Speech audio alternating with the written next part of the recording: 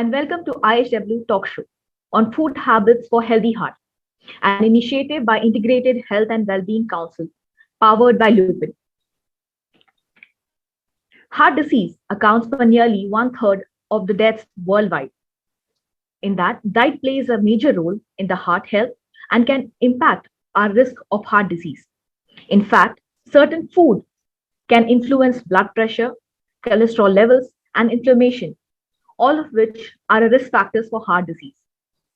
Although you might know that eating certain foods can increase your heart disease risk, changing your food habits can also impact it. Whether you have years of unhealthy eating under your belt or simply want to fine tune your diet, with the increased risk of heart problems, it's time we check our food habits and the way we consume our food. To discuss this important topic, we have with us our nutritionist and author Kavita Devgan to talk about food habits for a healthy heart. Kavita is an acclaimed nutritionist with 20 plus years of experience as a weight loss and holistic health consultant and several hundred years of successful weight loss patients. She offers practical, customized programs that deliver weight loss the right way via habit modification to ensure a long time results and a complete well being. I welcome you, Kavita, on this talk show. Thank you. Let's talk about before we let's talk about the various factors, Kavita, like how our food actually impacts us. So when we discuss about, when we say the food, a lot of people have been habituated of eating food like how our parents, our ancestors have taught us. So is there a relationship between our food and our healthy heart? And over the time, we have started consuming food of like various lifestyle. I mean, various styles, whether it's like continental cuisine, Indian cuisine. We have mixed everything.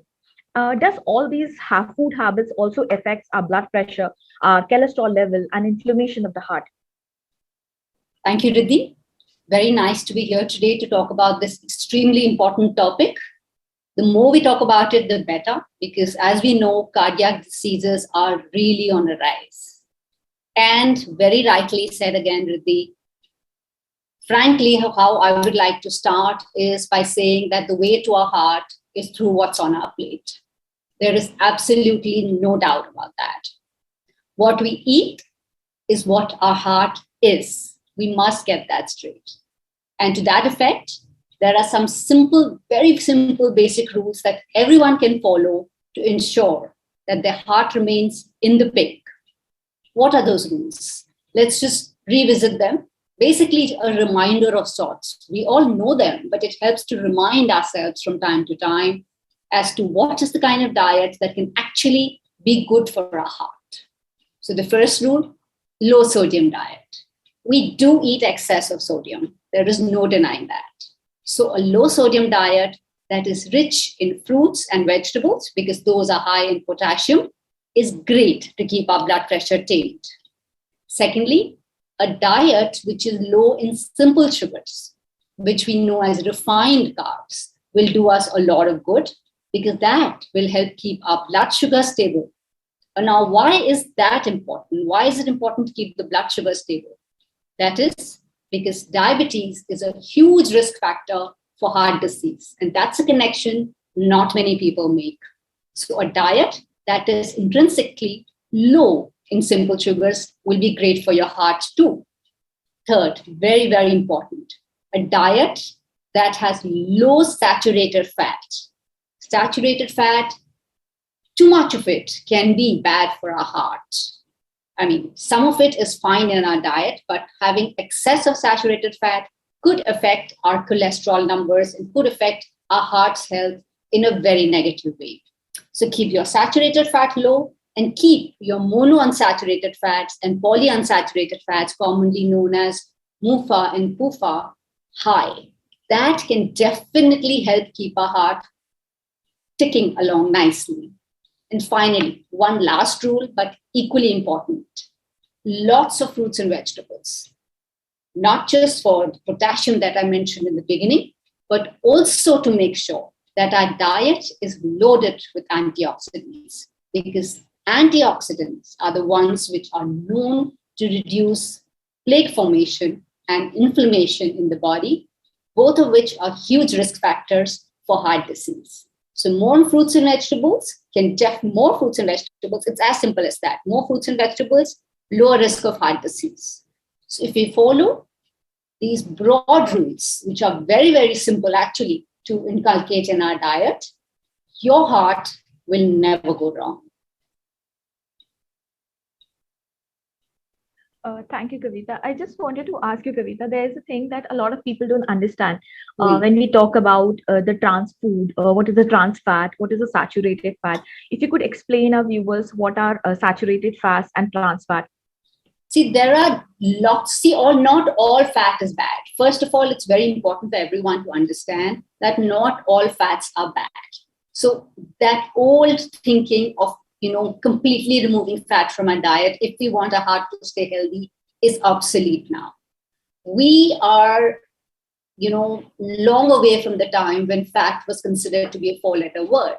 Now we know that there are good fats and then there are bad fats. So saturated fats are the ones which actually you will find in foods like butter, margarine, red meats, certain refined foods, bakery products. So all of these actually can harm your heart and your general health in, general as well. But there are some good fats, which are not saturated, which are unsaturated fats, the ones that I mentioned, polypuffa and MUFA. These are found in seed oils and other foods that do not harm your heart health that much. There is a particular fat called omega-3, which has been proven worldwide to be literally a panacea for our health. And that is actually a fatty acid, which is great for our heart, and it can be found in seafood. I mean, there are two types of omega-3s. So you can find it in seafood, but those who are not non-vegetarians, who are vegetarian, can actually get their omega-3s from walnuts, from flax seeds also. So this fat is actually supposed to be great for our heart. It helps reduce your LDL, the bad cholesterol from the body. So understanding the different kinds of fats and choosing the right ones. In fact, I would say replace the bad ones with the good ones, and your heart will actually benefit from eating some good fats.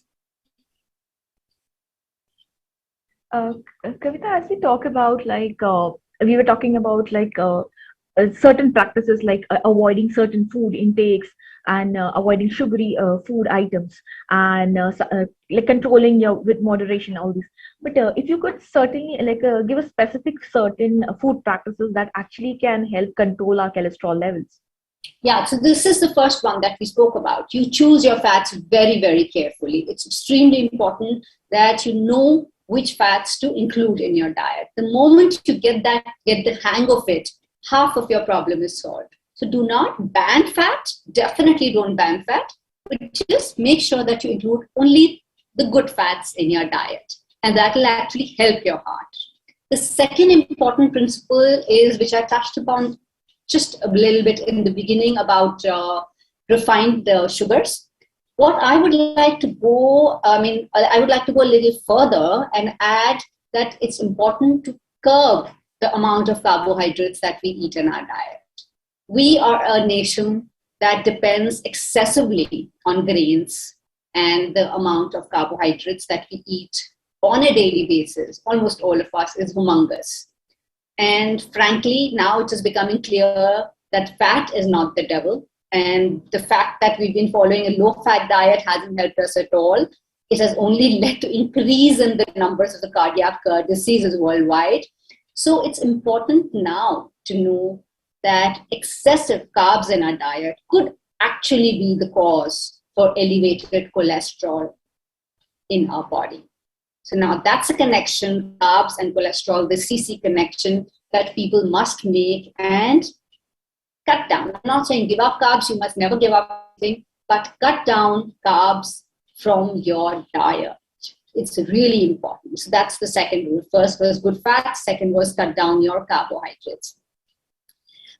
Then the third rule that I would like to talk about here is that when we talk about fats, I think it is important to mention a little more about trans fats, because they are frankly worse than the saturated fats as well.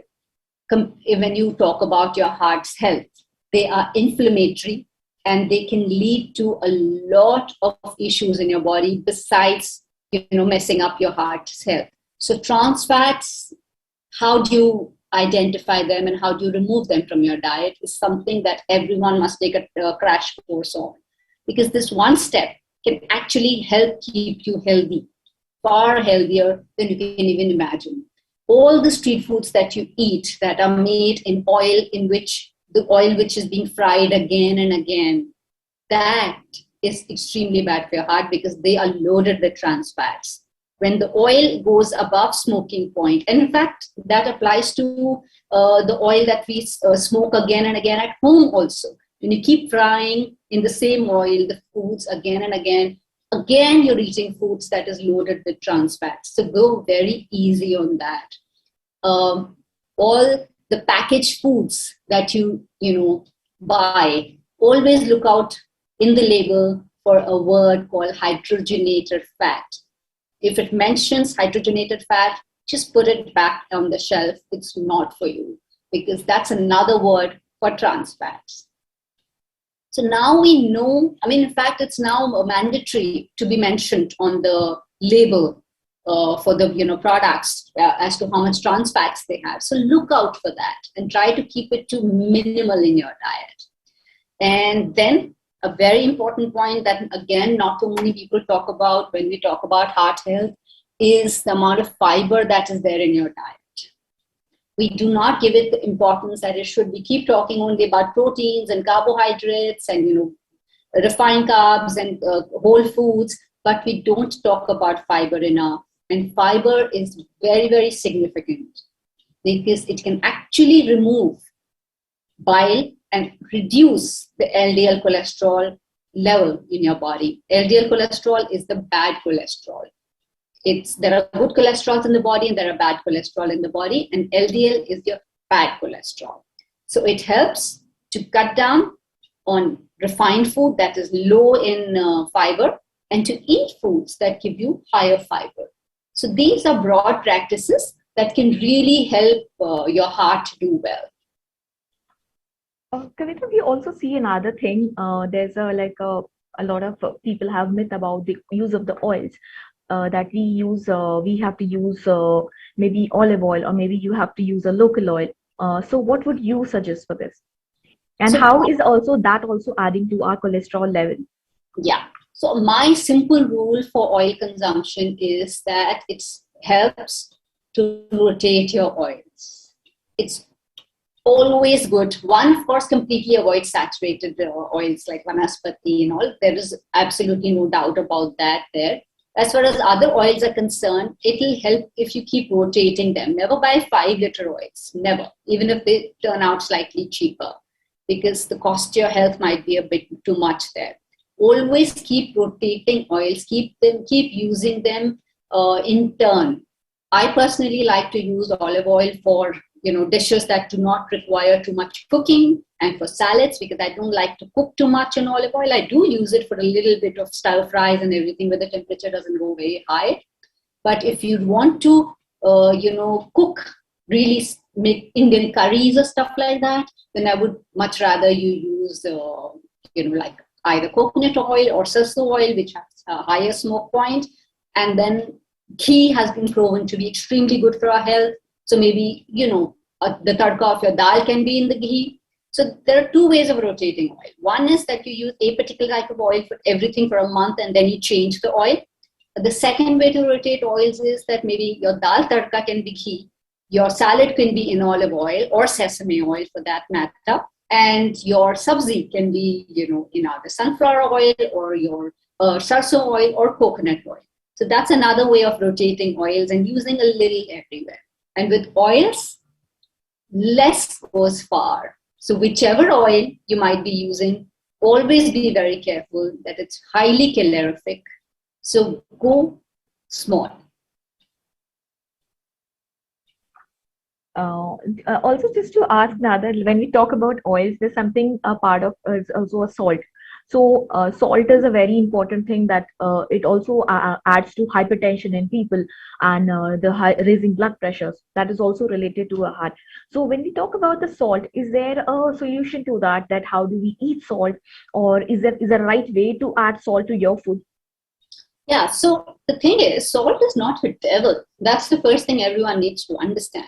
If you don't really have any issue in your body, you don't have serious hypertension or some other disease because of which the doctors asked you to go very low in salt, moderate salt is fine in your diet. That's the first thing everyone needs to understand. Excess could obviously lead to problem, and that is where the problem happens, because the amount of salt that we eat in our daily cooking is probably not an excess. It's the hidden salt that we're eating which is causing trouble. Every refined food or every junk food or everything that you're eating out of a packet would have a lot of sodium that you don't realize you're eating. You don't realize that that's also salt that you're eating, right? So be very mindful of one, visible salt. Yes, of course, be careful on how much salt you're adding, but be even more mindful of the invisible salt that you're eating, that you don't really realize. You won't know how much salt is there in your ketchup also. So it's in your breads that you're eating. So salt is there everywhere. If you have to cut down on salt, I would much rather you cut down on the invisible salt. Do not go nil salt, because nil salt is a very bad idea if you're healthy. Even if you're unhealthy, nil salt is a bad idea, because salt is an important part of our diet. We need it for certain functions in the body. So if you go nil salt, you could have serious nerve issues and cognitive issues as well. So be careful on that. Excess, of course, could lead to hypertension and blood pressure issues. So if you are prone to that, be careful of the amount of salt that you're adding to your diet. And like I said, look out for the invisible salt even more strictly.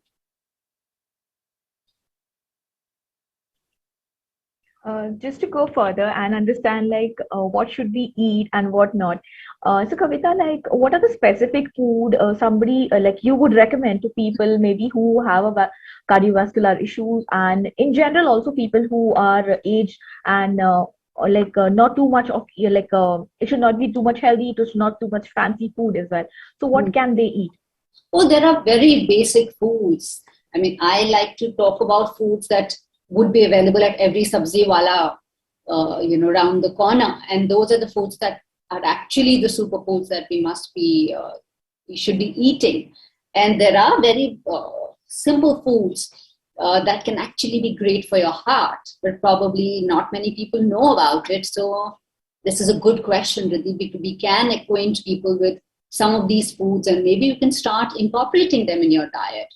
One such absolute favorite with me is barley jaw, which is actually, this is a great time, summer, to have some amount of barley in your diet, because it's a cooling grain. It's very good for our, to bring the heat down in the body. So barley is one food that has been shown by studies and by research to actually bring down LDL cholesterol in the body because of the kind of fiber it has.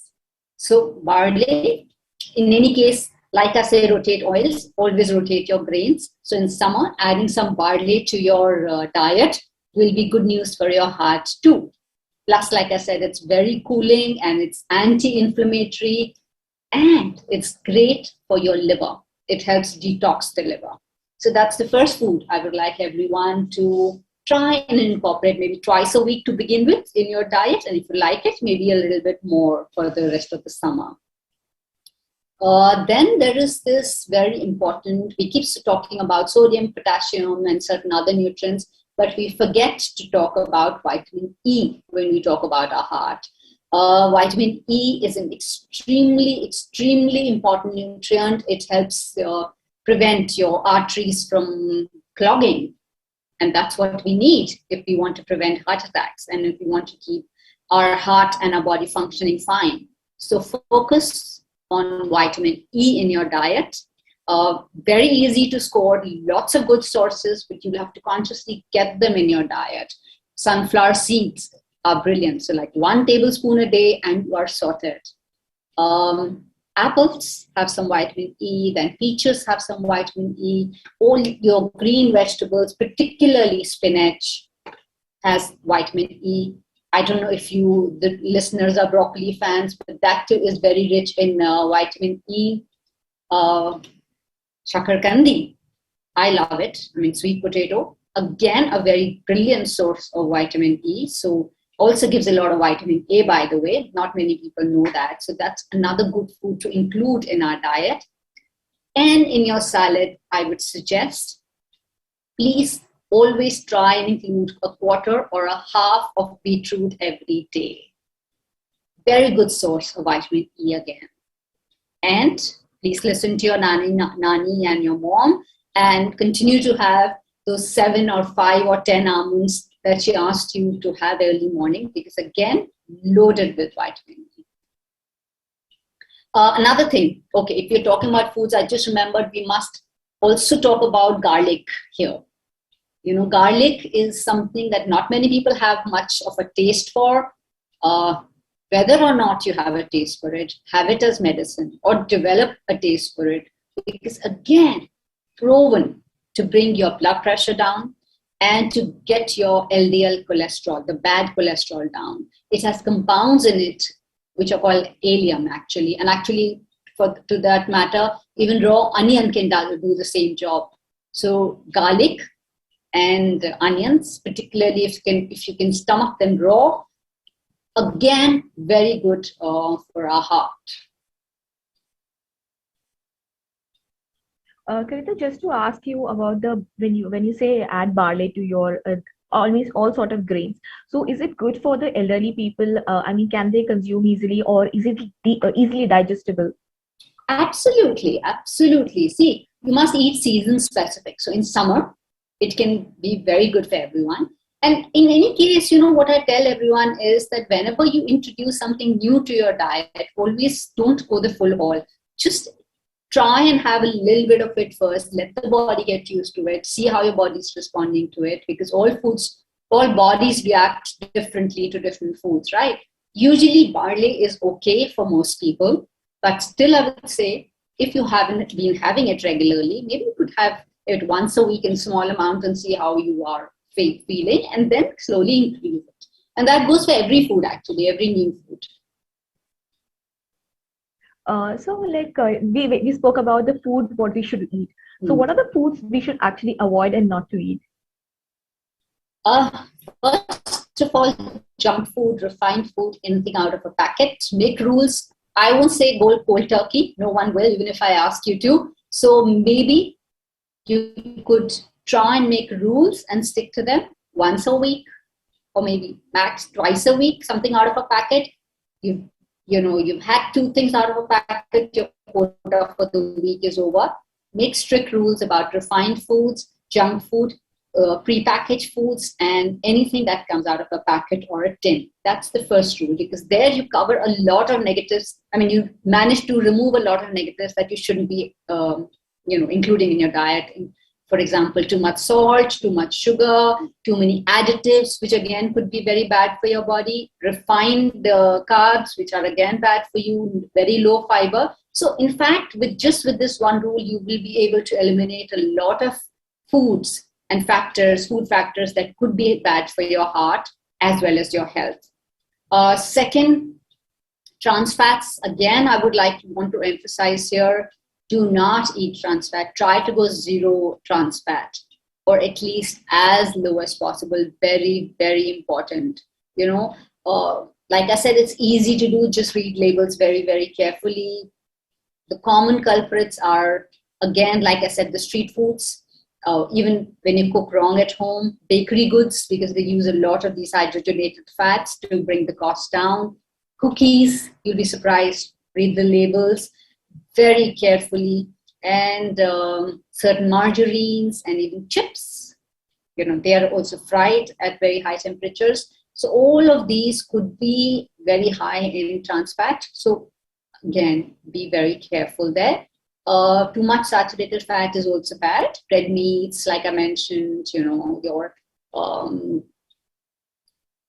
organ meats, mayonnaise, too much butter could be not so good for you. So go easy on all of these. Nothing is a complete no. Again, I'm reiterating, but like I always say, eat more of the good food and less of the bad food, and you'll be just fine.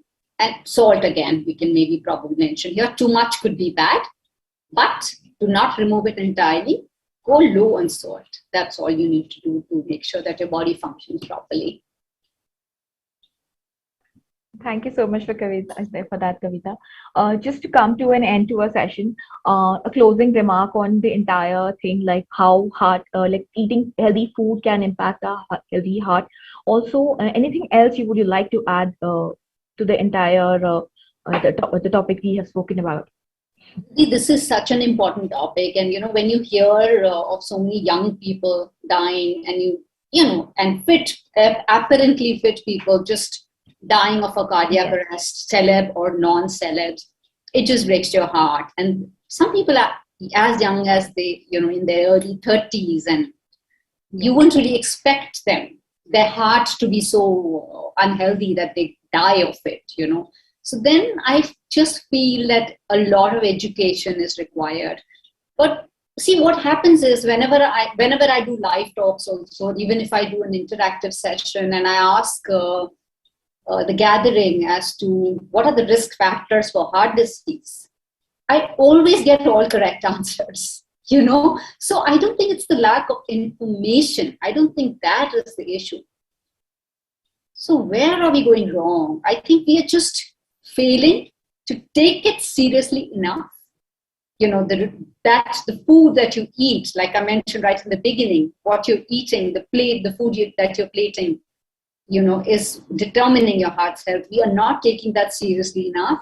And secondly, we are probably not even putting the information into practice. Like today also, many people would listen to me and, identify with a lot of things and feel that, okay, we must do it, but how many would do it? It's this gap, I feel, which is causing the trouble. And a heart healthy lifestyle is very, very important, because it is an epidemic today. And we have to agree, there is no doubt about that. This is a terrible, terrible lifestyle disease with a lot of, it's causing a lot of deaths and, of course, misery, and it's not right. So I think it's important that we all focus on our heart, and there is no age when to begin to focus on your heart. Begin today, whatever age you might be, even if you're in your teens or you are in your 20s, you have to start focusing on your heart's health now. And I think it can be very easily done. We've spoken about a lot of food factors, a lot of simple food changes that one can make. A few other things that I want to mention, which are simple lifestyle changes, but equally important, and no conversation about heart health would be complete without mentioning them. One, exercise is absolutely non-negotiable. You just have to exercise. Whatever you like, but just do it. Second, stay happy. Frankly, research has shown us that happy, cheerful people are less likely to be afflicted with heart disease, and that's true. So make a conscious effort to stay happy. Easier said than done, but do make an effort. Third, I want to say, please avoid stress pile up. There is enough stress. Can't help it. Pandemic has added to it. But do not let it pile up. Find ways to diffuse it as it happens. Because stress pile up is a known cause for stiffening of the arteries and, for raise in the blood pressure. And both of these are heart disease risk factors. Very important to find ways.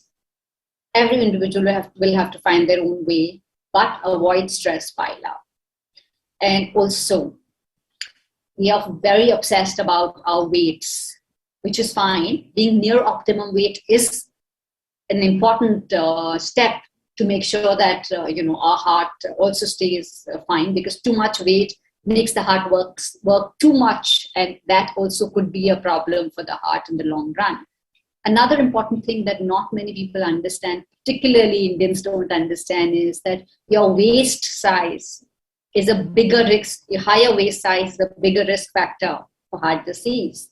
So concentrate not just on bringing your weight down, but concentrate on making sure that your waist stays right, just right, because that is a huge risk factor for both diabetes and also for heart disease. So just these few other additional points I wanted to mention, and I think we are good to go. Thank you so much, Kavita, for this enlightening session. And I hope our listeners understand the importance of healthy eating and also follow and maintain a healthy, all these practices for our heart. Thank you. On behalf of IHW Council, I would like to thank you, Kavita, again. And thank you so much again. Most welcome. Had a good time. Yeah. Bye-bye. Thank you all viewers for listening to us today, and I hope eating healthy for our heart is a very important topic in all of our lives, and we still hope like a lot of people have taken a lot of inputs from these sessions, which is happening for the healthy heart, and I request you all to follow such steps and be healthy. This is an initiative of IHW Council powered by Lupin. For more such healthy talks and shows, keep following IHW Council and help us create an awareness about a healthy lifestyle. Thank you.